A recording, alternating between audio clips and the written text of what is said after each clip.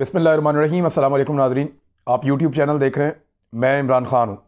ये पाकिस्तान में करप्शन के मामला तो रुकते ही नहीं कभी भी, लेकिन कोरोना वायरस के जो फंड्स थे उनके अंदर भी बड़े पैमाने पे करप्शन का जो है वो अंदेशा था और वो साबित हुआ और उसके अंदर कुछ खबरें आई हैं। अब एक रिपोर्ट है, मैं आपको पढ़ के सुनाता हूँ कि पाकिस्तान तहरीक इंसाफ के दौरे हुकूमत में कोरोना पैकेज पर अरबों की बेज़ाब्तियाँ और मुर्दा अफराद के अकाउंट से रकूम निकलवाने का इंकशाफ।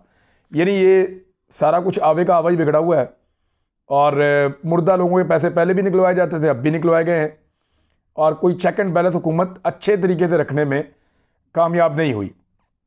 इसमें जो चीज़ें सामने आई हैं सारे फैक्ट्स मैं आपके सामने रख देता हूँ और इस पर हुकूमत पाकिस्तान को जवाब देना पड़ेगा।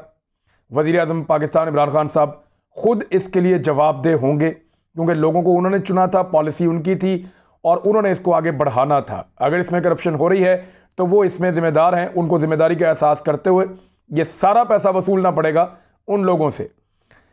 नंबर एक ये है, कोरोना अखराजात से मुतालिक ऑडिटर जनरल की रिपोर्ट में वज़ीर आज़म की जानिब से दिए गए कोरोना पैकेज में 40 अरब रुपए की बेज़ाब्तियों का इंकशाफ हुआ है। ये 40 अरब रुपए कहाँ कहाँ और कैसे कैसे बेज़ाब्तियाँ हुई हैं। अच्छा, ये करप्शन नहीं लिखा है इन्होंने, बेज़ाब्तियाँ लिखी हैं। यानी इन पैसों को जिस तरीके से खर्च किया जाना चाहिए था उस तरीके से खर्च नहीं किया गया और ये पैसे जो हैं इनमें बेज़ाब्तियाँ हुई हैं, बेकायदगियाँ हुई हैं। करप्शन का वर्ड ऑडिटर जनरल ने इस्तेमाल नहीं किया, माजी में वो करप्शन का भी करते रहे हैं। समा न्यूज़ के मुताबिक ऑडिट हुकाम का कहना है कि कोरोना वबा के दौरान वफात पाने वाले 140 अफराद के बैंक अकाउंट से जाली बायोमेट्रिक के जरिए से, फ्रॉड के जरिए से 16 लाख रुपए से ज़ायद की रकम निकलवाई गई है। अब ये 40 अरब रुपए में से 16 लाख का ये फ्रॉड ऐसा है कि जिसको हाईलाइट किया गया है और ये 16 लाख रुपए वैसे तो अमाउंट कुछ नहीं है, लेकिन पता चलना चाहिए कौन लोग हैं और इनके बारे में कार्रवाई क्या हो रही है वो मैं आपको बताता हूँ। अभी जाल साजों ने वफात पाने वालों के नाम पर 16,80,000 रुपए की कोरोना इमदाद वसूल की है। BISP हुकाम का कहना है कि 5 केसेस तहकीकात के लिए FIA को भिजवा दिए गए हैं। 2 केसेस का सुराग नहीं मिल सका जबकि दीगर पर जवाब का इंतजार कर रहे हैं। जाल साजों ने वफात पाने वालों के नाम पर 16,80,000 रुपए की कोरोना इमदाद वसूल कर ली है। BISP हुकाम का कहना है ये बेनज़ीर इनकम सपोर्ट प्रोग्राम वाला जो है इनका, इसको डाटा ही जाली था और बहुत फ्रॉड किया हुआ था इसके अंदर। पाकिस्तान पीपल्स पार्टी के दौरे हुकूमत से ही बहुत सारे अफसरान भी, बहुत सारे ऐसे लोग जो हकदार नहीं भी हैं, वो भी कई ऐसे लोग जो पाकिस्तान से बाहर मल्टीपल टाइम जो है वो ट्रैवल कर चुके हैं, वो लोग भी बेनज़ीर इनकम सपोर्ट प्रोग्राम के पैसे लेते रहे हैं। अच्छा, उन्होंने ये कहा कि 5 केसेस तहकीकात के लिए FIA को भिजवाए हैं और बाकी 2 का सुराग नहीं मिल रहा, दीगर पर जवाब का इंतज़ार कर रहे हैं और जाल साजी में रकम वसूल करने वालों से रिकवरी की जाए, ये सिफारिश की गई है। रिपोर्ट के मुताबिक अशिया की खरीदारी में कवानीन की खिलाफ वर्जी और माली बदइंतज़ामी पाई गई है। बेनज़ीर इनकम सपोर्ट प्रोग्राम में 25 अरब रुपए की बेज़ाब्तियाँ ये पुरानी चली आ रही हैं, ये वो साथ साथ शामिल हैं। यूटिलिटी स्टोर्स पर गैर मेयारी आटे की खरीदारी समेत 5.2 अरब रुपए की बेज़ाब्तियाँ हुई हैं। यूटिलिटी स्टोर पे और भी बहुत सारी खबरें हैं और यहाँ पे जो इंतज़ामिया रही है गुज़िश्ता चंद सालों में, उन्होंने इस इदारे को कोई अच्छे तरीके से नहीं चलाया। ये हमेशा से करप्शन का गढ़ था और यहाँ पे दोबारा उन्होंने पैसा बनाया है, ये ऑडिटर जनरल की रिपोर्ट बता रही है।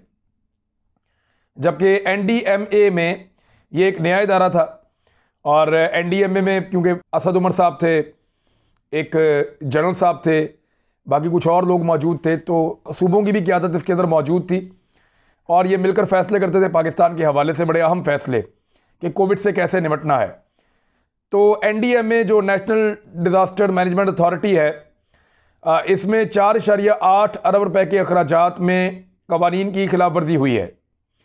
यानी उन्होंने 4.8 लगभग 5 अरब रुपए का ऐसा सामान लिया है जिसमें कवानीन की खिलाफ वर्जी की है, करप्शन नहीं की। हो सकता है कुछ चीज़ें खरीदते हुए उन्होंने रूल्स को फॉलो नहीं किया, उन्होंने जो कवानीन हैं मौजूद हैं जिनके मुताबिक चीज़ें खरीदी जाती हैं उन चीज़ों को फॉलो नहीं किया, तो ये इसके अंदर 4.8 अरब रुपए की। अब ये एक बड़ा क्रेडिबिलिटी का मामला है हुकूमत की, इसको भी क्लियर करवा के दे। रिपोर्ट में कहा गया कि कोरोना वबा के दौरान खरीदी गई अशिया की तरसील में इदारों ने ताख़ीर की और हुकूमती गारंटीज़ के बगैर सप्लायर्स को पेशगी अदायगियाँ की गई। ये गलत है जी। वो इसलिए है कि कोरोना में एक एमरजेंसी थी, पूरी दुनिया से सामान मंगाने के लिए लोग पैसे लिए लिए फिर रहे थे, लोग कैश में पेमेंट करना चाह रहे थे, पैसा लिए फिर रहे थे, सामान नहीं मिल रहा था 2019-20 में, जिनको याद है। और 2020 तो एक ऐसा साल था कि जहां पे पैसा मौजूद था, चीज़ें मौजूद नहीं थी, ख़ासतौर पे मेडिसिन, ख़ासतौर पे वैक्सीन्स, ख़ासतौर पे जो आपके ये हैं सारे जिसको आप कहते हैं वेंटिलेटर्स और मेडिकल इक्विपमेंट, ये चीज़ें नहीं मिल रही थी। तो यहाँ पे मेरे ख्याल में वो मार्जिन दिया जाएगा कि ये अगर उजलत में ख़रीदी गई हैं, कुछ रूल्स बाईपास हुए हैं, तो फिर ये पैसे का हिसाब शायद ना दिया जाए। लेकिन सरकारी मुलाजमीन, बीमाशुदा अफराद और OIB पेंशनर्स में रकूम की तकसीम में खामियों का इंकशाफ हुआ है। यानी ये पैसा भी खामियां इसमें लिखा है, ये नहीं लिखा कि पैसा लोग खा गए हैं। चीन से सामान की खरीदारी में पेपरा रूल्स की खिलाफ वर्जी की गई है। उस वक्त चीन पूरी दुनिया की आंखों का तारा बना हुआ था, चीन से पूरी दुनिया सामान लेना चाह रही थी और सामान मिल नहीं रहा था, तो लोग पैसा लिए लिए फिर रहे थे, यूरोप से ऑर्डर्स आ रहे थे, और चाइना ने कमाल मेहरबानी करते हुए पाकिस्तान को तमाम रूल्स तोड़ के अपने कवानीन के खिलाफ जाते हुए चाइना ने पाकिस्तान को प्रायोरिटी के ऊपर सामान मुहैया किया था। तो फिर उसकी पेमेंट के लिए पाकिस्तान ने भी रूल्स तोड़े कि जी आप सामान दें, हमें सामान चाहिए, पैसे हम आपको अभी देते हैं। तो इस किस्म की चीज़ें हैं, यानी कुछ मुर्दा लोगों के नामों पे जो पैसे निकाले गए हैं वो बहुत छोटी रकम बनती है, उसको भी देखा जाना चाहिए। और दूसरा जो यूटिलिटी स्टोर का मामला है, इस पर प्राइम मिनिस्टर ऑफ पाकिस्तान को क्योंकि रिलीफ देते हैं जब भी वो, तो इन स्टोर्स को इस्तेमाल करते हैं। साबका हुकूमतें भी करती थी, लेकिन इसमें करप्शन बहुत होती है, लिहाजा इसको गौर से देखने की ज़रूरत है।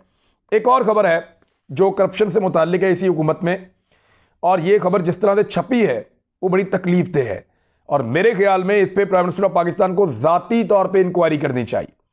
ऐसे अल्ले तल्ले और मौजें तो प्राइम मिनिस्टर ऑफ पाकिस्तान के दौरों में नहीं होती जो यहाँ पे रिपोर्ट हो रही हैं। कौमी असम्बली की कायमा कमेटी बराए मौसमियाती तब्दीली ने ग्लासगो में एक COP26 कॉन्फ्रेंस हुई है थोड़ा अर्सा पहले, जिसमें पाकिस्तानी वफद भी गया था। 10 बिलियन ट्री सुनामी मनसूबे में करप्शन और माली बेज़ाब्तियों के इल्ज़ामात पर इंक्वायरी और थर्ड पार्टी ऑडिट का हुक्म दे दिया है कौमी असम्बली की कायमा कमेटी ने।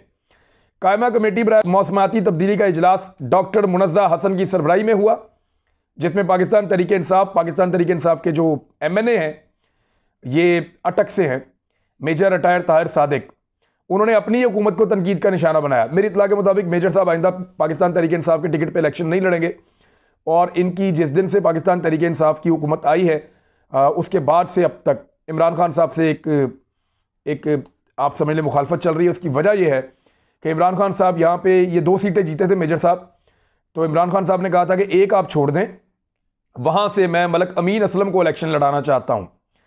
तो मलक अमीन असलम जहाँ से इलेक्शन लड़ना चाहते थे, मेजर साहब ने वो सीट नहीं छोड़ी और पार्टी का हुक्म ना मानते हुए दूसरी सीट छोड़ दी, तो और वो सीट फिर बाद में हार भी गए।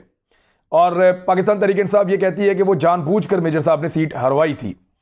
अच्छा, ये दोनों एक दूसरे पे एलिगेशन लगाते हैं कि हमारे साथ वफा नहीं की गई, मेजर साहब भी कहते हैं, तहरीक इंसाफ भी कहती है। लेकिन मलक अमीन असलम से इनका बहुत पुराना फड्डा है, जो 10 बिलियन ट्री सुनामी के इंचार्ज हैं, और मलक अमीन असलम से इनकी इलाकाई सियासत पे मुखालफत है।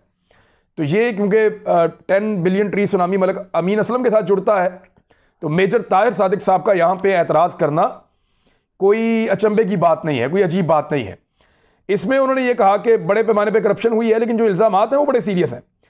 उन्होंने कहा कि $35 लाख के फंड्स हड़प किए गए हैं इस मनसूबे की मद में, और जरताज गुल वजीर को भी उन्होंने कहा मैं मौरद इल्ज़ाम ठहराऊंगा। उन्होंने इल्ज़ाम लगाया कि मौसमियाती तब्दीली पर ग्लासगो में होने वाली COP26 कॉन्फ्रेंस में सरकारी फंड्स का बेदरेग इस्तेमाल किया गया। पाकिस्तानी अफसरान अपने अहल खाना, पोतों, नवासियों को सरकारी खर्च पर बैरून मुल्क लेकर गए, जहां होटल का एक रात का किराया फी कमरा 700 पाउंड यानी पाकिस्तानी ये बनते हैं 1,65,000 रुपए, इतना था। अब ये तो बड़ा जुल्म है। अगर तो इमरान खान साहब के दौरे हुकूमत में वो खुद अपने अहल खाना को, रिश्तेदारों को नहीं लेकर जा रहे बाहर दौरों पे, इवन उन्होंने सहाफ़ियों को ले जाने से मना कर दिया है, हत्ता कि वो वजीरों को ये कहते रहे हैं कि अगर जाना है तो अपना खर्चा खुद उठाओ। तो यहाँ पे अगर ब्यूरोक्रेसी जा रही है, अपने नवासियों को लेकर जा रही है, अपने पोते पोतियों को लेकर जा रही है, अपने रिश्तेदारों को लेकर जा रही है, तो ऐसे में और इतने महंगे होटलों में, इतने महंगे और बड़े होटलों के अंदर जहाँ पे 700 पाउंड्स का एक रात का किराया है, तो ऐसी जगहों पे जाके ठहराना ये पाकिस्तान जैसा गरीब मुल्क बर्दाश्त नहीं कर सकता। इसके ऊपर इमरान खान साहब को इंक्वायरी करनी चाहिए। अगर ताहिर सादिक साहब झूठे हैं तो फिर हकायक को सामने लेकर आए, और अगर वो सच्चे हैं तो फिर इनको निशाने इबरत बनाए, क्योंकि अगर 3-4 साल इमरान खान साहब ने ये नहीं किया तो फिर किसी और को भी ये हक नहीं पहुंचता कि जो चीज़ वज़ीर आज़म अपने लिए पसंद नहीं कर रहा वो चीज़ें ये ब्यूरोक्रेट या अशराफिया जो है वो अपने लिए करती फिरे। यहाँ एक और ख़बर है, और ख़बर यह है कि कुछ वकला चले गए थे अदालत में और उन्होंने जाके कहा कि साकिब निसार साहब की जो ऑडियो है ये जो आई है, लीक हुई है इस मामले के ऊपर, और जल्दबाजी में चले गए थे। उनको बाद में पता चला होगा मेरे ख्याल में सारी सूरत हाल का कि तो जाली थी, लेकिन वो क्योंकि नवाज शरीफ साहब को फ़ायदा देना है तो कहीं ना कहीं से लोग निकल आते हैं। तो उन्होंने कहा जी इसके ऊपर साकिब निसार को बुलाएं, सबको बुलाएं और इस मामले को उठाएं। इसमें बड़ी दिलचस्पी आज मैं खबर में ले रहा था, और बड़ी दिलचस्प सूरत हाल तब बन गई कि इस्लामाबाद हाई कोर्ट ने साकिब निसार की मुबैना ऑडियो टेप की तहकीकात की दरखास्त पर अटॉर्नी जनरल से इसके काबिल समात है या नहीं, इस बारे में मावनत तलब कर ली है। साथ ही उन्होंने रिमार्क्स दिए कि टेप जिनके केसेस से मुताल्लिक है उन्होंने मामला अदालत में लाने में दिलचस्पी नहीं दिखाई। यानी ये अब अदालत भी कह रही है कि जनाब अगर ये टेप आपको फ़ायदा दे रही है, शरीफ खानदान के केसेस से मुताल्लिक ये टेप है, शरीफ खानदान को तो ये टेप आने के बाद रेस्क्यू मिल गया है और वो बच सकते हैं इस टेप के आने के बाद, लिहाजा शरीफ खानदान को इस टेप को लेकर खुद दिलचस्पी दिखानी चाहिए और अदालत में आना चाहिए। वो तो दिलचस्पी दिखा नहीं रहे, तो फिर शाह से ज़्यादा शाह के वफादार कौन है? मामला यह है कि शरीफ खानदान को यह पता था कि जाली टेप है, उन्होंने इसको सिर्फ मीडिया ट्रायल के लिए लेकर आए थे, लेकिन इसके ऊपर बहुत सारे लोग संजीदा हो गए और इसके ऊपर अदालत में भी चले गए और शरीफ खानदान को फ़ायदा पहुंचाने की कोशिश की। लेकिन अदालत ने कहा जनाब वो फरीक खुद ही नहीं आना चाह रहा, जिनके केस है वो दिलचस्पी नहीं दिखा रहा जिसको इसका फ़ायदा है, तो आप किधर से आ गए? और फिर अटॉर्नी जनरल से ये पूछा कि जनाब इसके ऊपर आप अपनी राय लेकर आ जाएं। एक और बड़ी खबर है और अहम खबर है, ये तो इंकशाफ है, बल्कि मैं आपको बताने वाला हूं क्योंकि मेरा अपना जो हल्का है जहां मैं लाहौर में रहता हूं, GNN का जो ऑफिस है वो उसी हल्के में है जहां पे जमशेद इकबाल चीमा साहब इलेक्शन लड़ रहे हैं। मेरे बहुत सारे दोस्त इसी हल्के में अब तो नहीं लड़ रहे, वो तो डिस्क्वालीफाई हो गए हैं। वहां से अब PMLN की कैंडिडेट हैं जो इलेक्शन लड़ रही हैं, परवेज़ मलिक साहब की मरहूम की अहलिया, और दूसरी जानिब गिल साहब हैं जो इलेक्शन लड़ रहे हैं पाकिस्तान पीपल्स पार्टी की जानिब से। अब ये NA 133 है। यहाँ ये जो वीडियोज़ आई हैं ना पैसा देने की और नाम लिखने की और उनके ID कार्ड चेक करने की और अपनी अपनी किताब के ऊपर हलफ लेने की, यानी जो मुसलमान है उससे कुरान पाक पे हलफ लिया जा रहा है और जो क्रिश्चियन हैं उनसे बाइबल पे हलफ लिया जा रहा है कि आप किताब पे हाथ रख के हलफ दें कि आप 5 दिसंबर को जब वोट डालने के लिए आएंगे तो फिर आप शेर के ऊपर मोहर लगाएंगे। इसी तरह पीपल्स पार्टी की भी कुछ वीडियोस आई हैं। इन वीडियोस पे इलेक्शन कमीशन ने कहा है कि इल्जामात साबित होने पर NA 133 का ज़िमनी इंतखाब मुलतवी हो सकता है। यानी इस इंतखाब में से एक बड़ा प्लेयर बाहर हो गया, पाकिस्तान तहरीक इंसाफ, जिसकी वजह से पाकिस्तान पीपल्स पार्टी की थोड़ी गुड्डी बनी और उन्होंने ज़्यादा तेज़ी से इलेक्शन लड़ना शुरू किया। तहरीक इंसाफ ने अपने कारकुन को कहा कि 5 तारीख को आप अपने घर में रहें, बाहर ना निकलें और आपने वोट नहीं डालना, ताकि इस इलेक्शन में क्योंकि हमारा कैंडिडेट ही नहीं है तो हम पीपल्स पार्टी को वोट नहीं डालेंगे PMLN के मुकाबले में, लिहाजा इन दोनों को आपस में लड़ने दें। वो दोनों पार्टीज इलेक्शन लड़ रही हैं और पैसा भी खर्च हो रहा है। अब ये वीडियोस आने के बाद अगर ये इलेक्शन मुलतवी हो जाता है तो फिर दोबारा कागजात नामजदगी जमा होंगे, और अगर दोबारा कागजात नामजदगी जमा हुए तो फिर जमशेद इकबाल साहब के पास क्या दोबारा मौका होगा कि वो पाकिस्तान तहरीक इंसाफ के कैंडिडेट के तौर पे इस हल्के में फिर MNA का इलेक्शन लड़ने आ जाएं? तो बड़ी दिलचस्प सूरत हाल आने वाले दिनों में पैदा हो सकती है। लेकिन एक बड़ी मजे की चीज़ है जो मुझे अब पता चली है, वो ये है कि ये मेरे एक दोस्त हैं, उन्होंने बताया कि अब PMLN तैयारी कर रही है जाली वीडियो बनाने की। यानी वीडियो का कारोबार तो कमाल करती है ये पार्टी। अब वो एक जाली वीडियोस बनाने जा रहे हैं जिनके अंदर वो रिश्वत देंगे लोगों को कि आपने नून लीग को ही वोट देना है। उनको ये वीडियो बनाने का क्या फायदा होगा? क्योंकि इससे पहले जो वीडियोस आई हैं वो वीडियोस बहुत कुछ बेनकाब कर रही हैं, उन पर इंक्वायरी हो रही है। लेकिन जब जाली वीडियो आएगी और जाली वीडियो के ऊपर इंक्वायरी होगी तो बंदे निकलेंगे, कोई शादरे का निकलेगा, कोई कहीं का निकलेगा, कोई कहीं का निकलेगा। और वो जो जाली वीडियोस हैं उनके बंदे क्योंकि हल्के के होंगे नहीं, और जिनको वोट बेचा जा रहा है वो बंदे भी, जिनका खरीदा जा रहा है वो बंदे भी हल्के के नहीं होंगे, लिहाजा ये सारा मामला जो है ना, इसको मशकूक बना दिया जाएगा और असली वीडियोस के ऊपर भी सवालिया निशान उठा दिया जाएगा कि जनाब ये देखें, ये वीडियो तो पता नहीं कौन बना के हमारी जो है वायरल करता चला जा रहा है। ये एक पैंतरा है जो आने वाले दिनों में चला जा सकता है और इसके लिए वहां पे तैयारी भी हो रही थी। मेरे एक दोस्त हैं, उन्होंने मुझे इन्फॉर्मेशन दी है, मैंने आप तक पहुंचा दी है। बहरहाल वीडियोस के तो ये मास्टर हैं, लेट्स सी अब कौन सी वीडियो बनाते हैं। लेकिन अब तक के लिए इतना ही। अपना ख्याल रखिएगा, अपने इस चैनल का भी। अल्लाह हाफिज़।